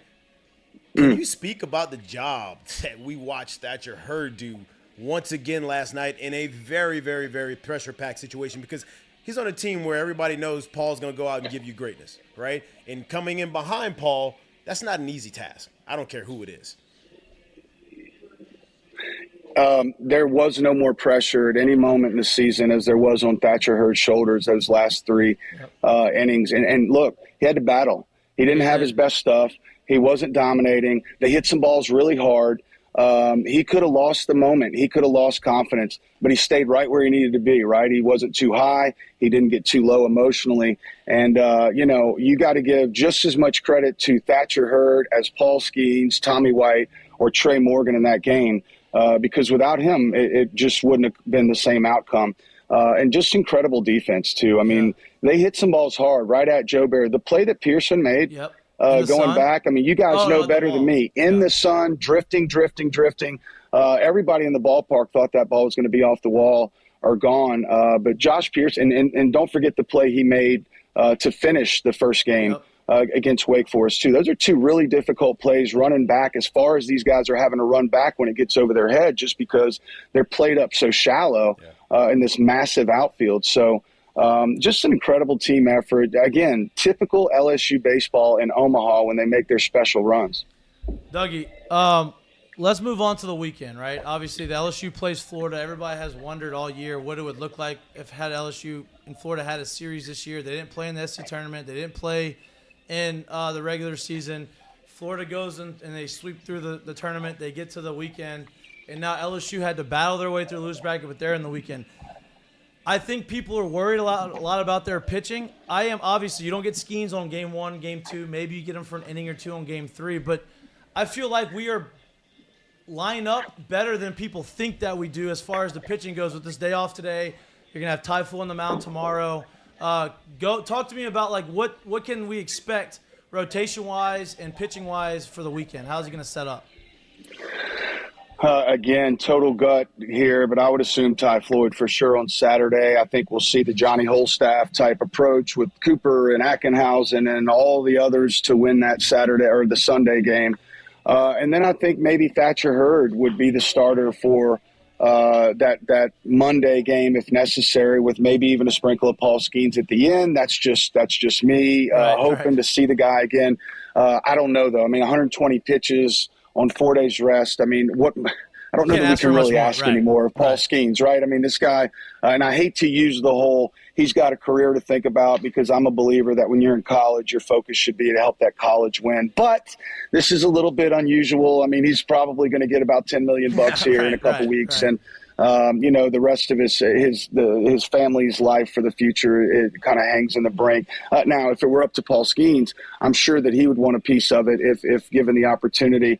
I did see and hung out with Ty Floyd a little bit last night. He's excited as can be. And the best news was that he loosened up last night and told me he was just throwing, but he was throwing, it looked like to me, with some intent down in the bullpen.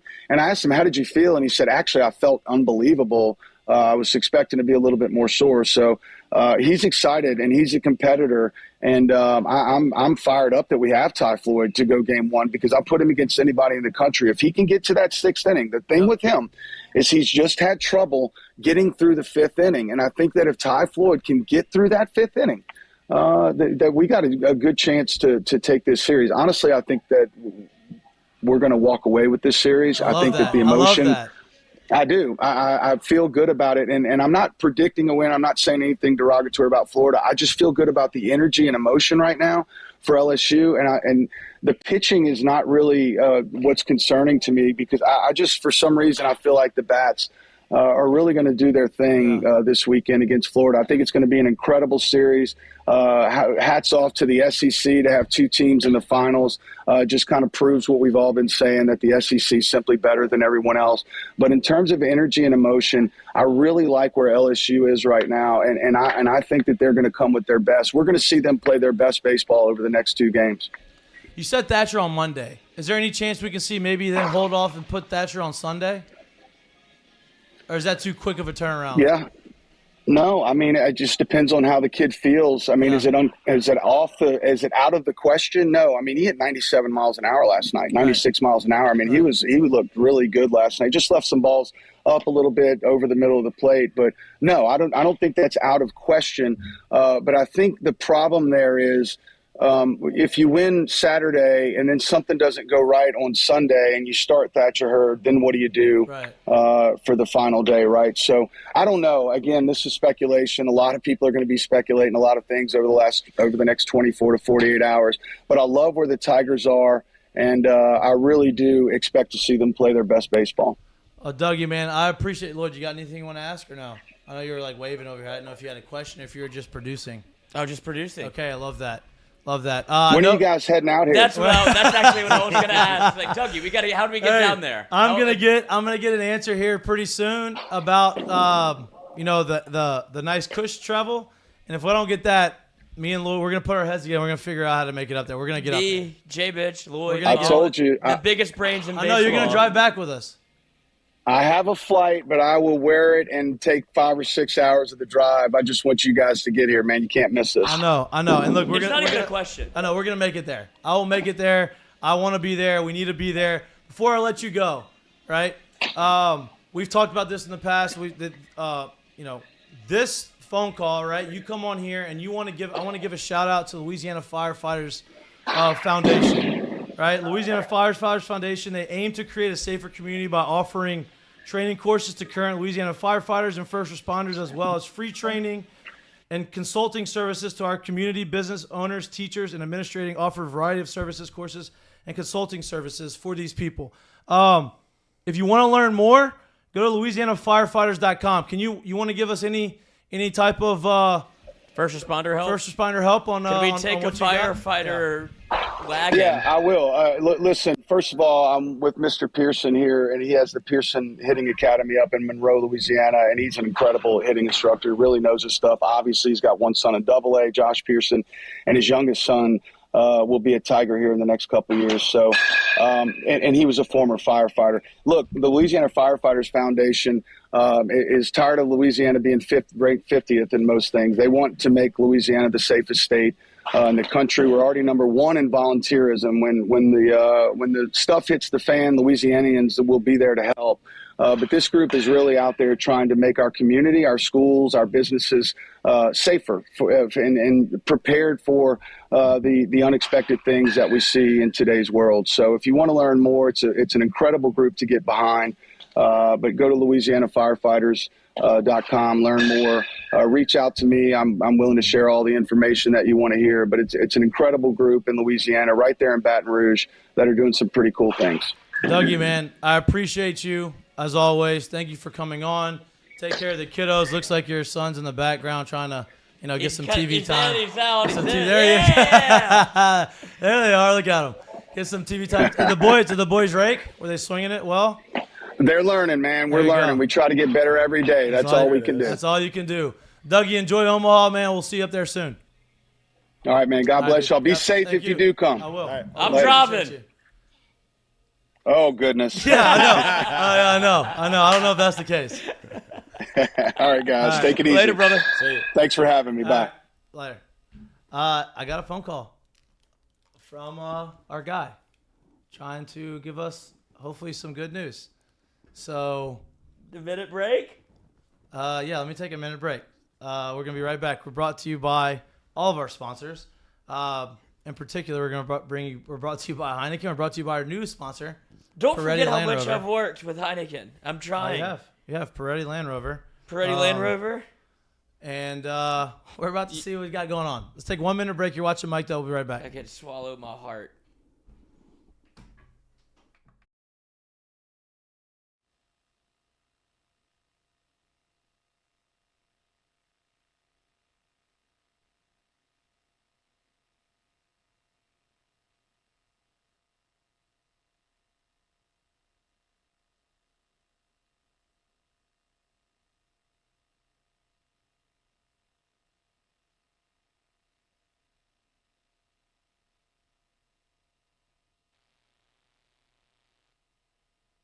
If you've seen the show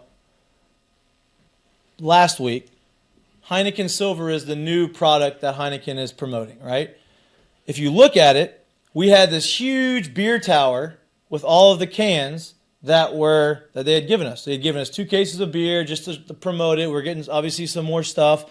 And if you watched it, we had 2 of those, and they're boom, really high.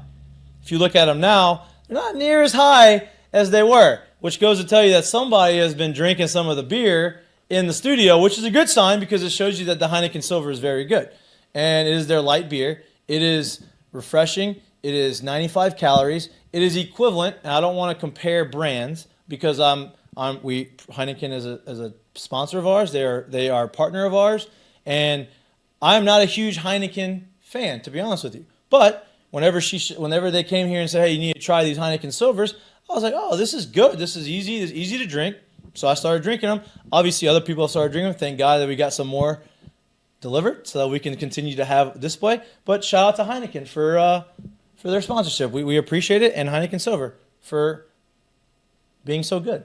But before we go into our break, I want to give a shout out to, like I said, we talk about us getting new partners, new sponsorships all the time. We have a new sponsor, and you've probably seen them on the top left corner in the little spinner logo. FCO Solutions. Our friends on at FCO, they're out of Lafayette. They're a civil construction company. They specialize in new multi-family construction, right? If you don't know what civil construction is, it's okay. Probably a lot of people don't understand it. They basically get the land ready to be built vertically, right? I'm giving you a little bit of a construction lesson here. I don't know much about it. I've learned it on the go, right?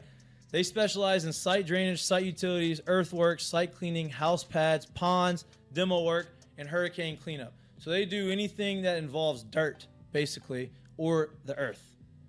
And a lot of that gets done it has to be done before you are building whatever development you are trying to build. So our friends at EFCO have been fans of the show. They are really, really good people. They're down there in Lafayette. If you know anybody from Lafayette, you do know me. Mitch is from New Iberia. I'll consider that Lafayette's 337 area code. There you go. 337 area code. They are unbelievable people. They do a very, very, very good job, and they are committed to growing and being the best at what they do. So I just want to give a shout out to our friends at EFCO. I know that they listen. Appreciate you guys. We are going to be great partnerships.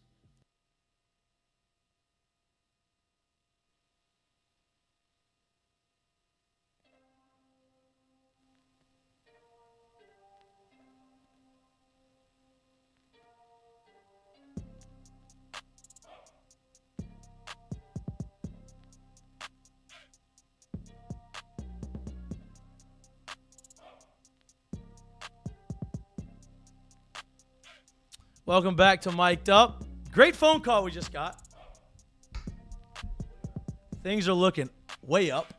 Not a guarantee. Can't announce for sure yet, but it looks like it's promising. And I'll let you know. But it looks like our trip to Omaha seems like it has some legs.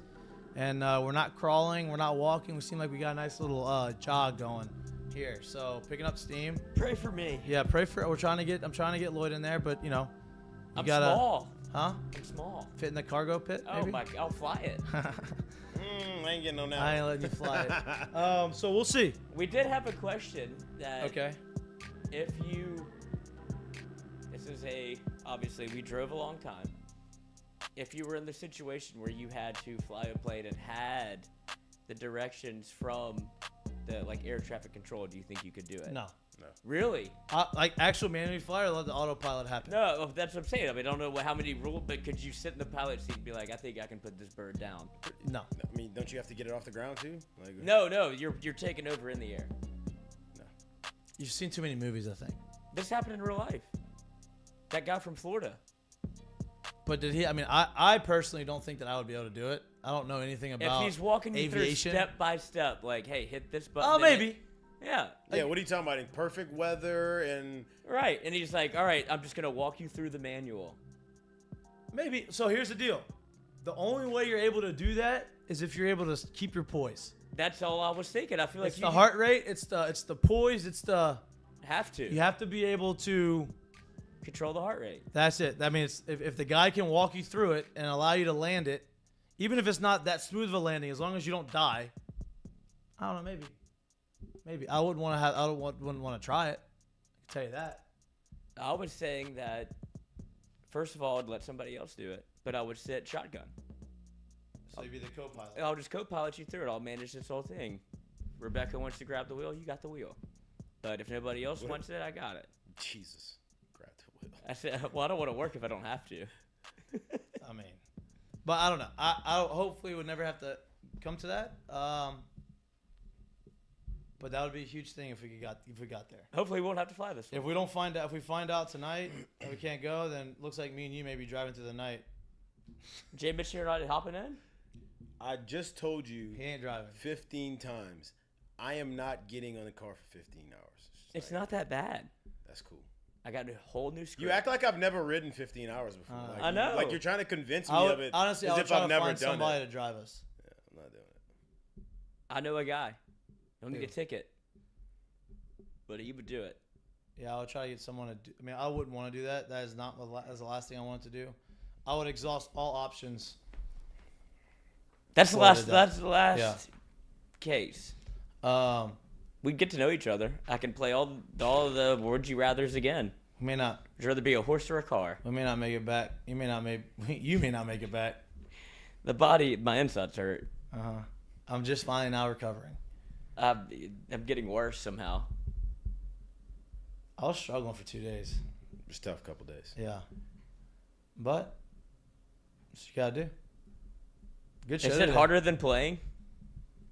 I mean, that's completely different recoveries, dude. Like, I mean, the body hurts because you're doing stuff like physically when you're playing, and then when you're not playing and you're doing that, your body is recovering because you're not getting a lot of sleep, and you're not probably putting a lot of good things in your body, and that's where that competition brings out a different side of you as well. You know what I mean? Like, you ask if it's tough. Like, waking up and being productive doesn't compute or doesn't equal to competing against someone who's trying to embarrass you. Right. Like, that's completely different drives right there. Right. So like That alcohol's trying to embarrass me. I'm not gonna let it. It's not the next day when you don't have it. That's when we go back and we go toe to toe again. There you go. But you're not toe to toe. That's what I'm saying. You're here and you're saying you're failing right now. That's the recovery part. Not when you're going toe to toe again. I'm ready to get off the mat. Well, we'll see what happens. Great show today. Let's go through the seggies though. Let's end it with the seggies. We haven't done seggies in about a week because we were on the road. We're doing stuff. We didn't do them on Wednesday because we're watching the game. We can actually do them today. Give some love to our sponsors, our OG sponsors, our sponsors over the course of the weekend. We hope that they would continue to be part of us, part of our show, part of our growth that is mic'd up. But those special sponsors were sponsors for this weekend. I think that we hopefully showed them what we can do. We're willing to travel. We're willing to do everything we can. And hopefully that they sign on for the long term. But the ones who have signed on for the long term are our good friends at Land Rover, Peretti, here in Baton Rouge. Jay, why don't you tell them a little bit about them? Ain't much to tell you about, man. There's great people, great products, great service. Go on down there on the airline and go check them out. Go holler at them, man. They're great. They're great at what they do. They have a great product, and they are as personable as it comes in the game, man. And I think you'd be surprised at not only the service, but what they actually have to offer you there. Go ahead and check them out. Go check them out. EVCO Development has been a sponsor since the beginning of the year. They have been great partners with us.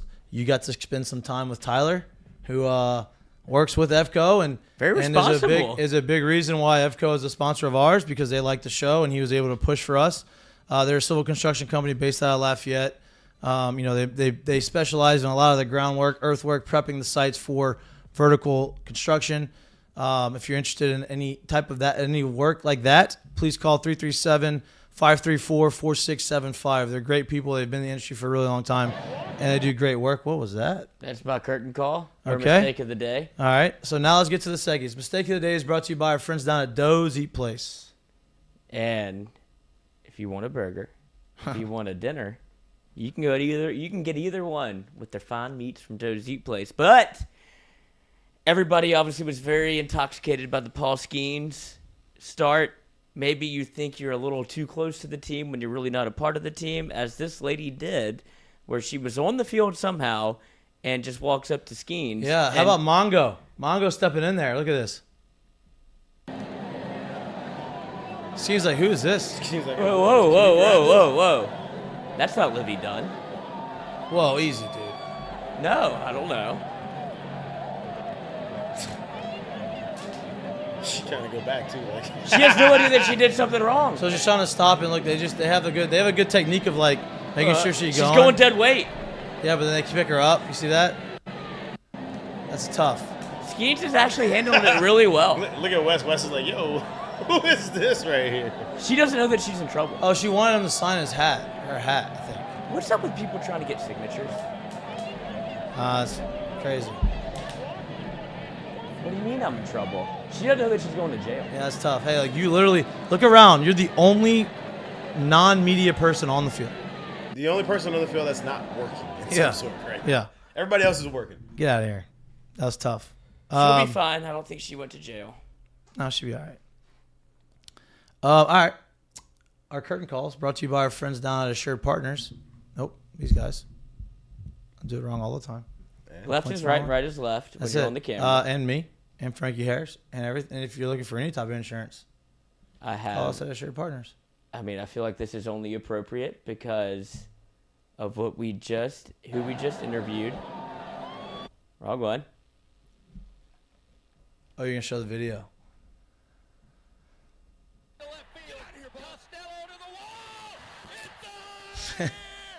I mean, that's genuine. Like, he had so much emotion. And honestly, it was probably best that he did that so Chris Blair could have the moment, right? Like, knowing me, I'd be an idiot and I'd stay in there. I'd be so pumped and I'd be yelling and I'd get over Chris Blair, getting Chris Blair's way. He's got the goggles up. He literally walked it off. Shout out Dougie. Dougie, he's the best, man. He's the best. You got yours? I'm gonna stay in the same stadium for mine, dude. It was a Trey Morgan play. I'm gonna give this curtain call to Trey. That play was unbelievable. Like they said, as many times as they actually rehearsed it, it never played out like that, I'm sure, and it's never happened in front of 30,000 people with God knows how many other eyes actually watching on TV. So to make that play at that moment, in that magnitude, to get yourself to a national championship opportunity, hats off to you, man. Yep. That's impressive. My current call must stay obviously in the same thing because that's what I think everybody was watching that last night. My current call is to college baseball, honestly, as a whole, because, I think over the last 3 or 4 years, really since they kind of got back right with COVID, at probably 2021, when they had full seasons and they were able to go through this, I think college baseball has been on a very high trajectory of growth. And you're starting to see a lot of talented baseball players actually go to college, and you get games like you saw last night between LSU and Wake Forest, right? You have two guys who are going to be in the big leagues within a year, right? Like, both guys are big league ready right now based off of what they've got talent-wise and how they understand how to control it. You saw Dylan Cruz, who could be the number 1 overall pick. You see, Wake Forest probably has like 7 guys on their rotation that's probably on their pitching staff that's probably going to get drafted pretty high and have a chance to be in the big league. Same with LSU. So you're starting to see, I think other people are starting to see how talented these guys are in baseball, and college baseball is starting to grow. You see Pat McAfee talking about the College World Series and getting these guys on it. I know it's kind of a downtime in sports, but once you really watch it and you start to see how good these guys are and how much emotion and passion they play with, you start to fall in love with it. And I think college baseball won last night, and I think it's been winning for the last couple of years. I think college sports are winning. Yeah. True. I think you're spot on with people needed to find something to watch, and it was one of the things that kind of pushed through.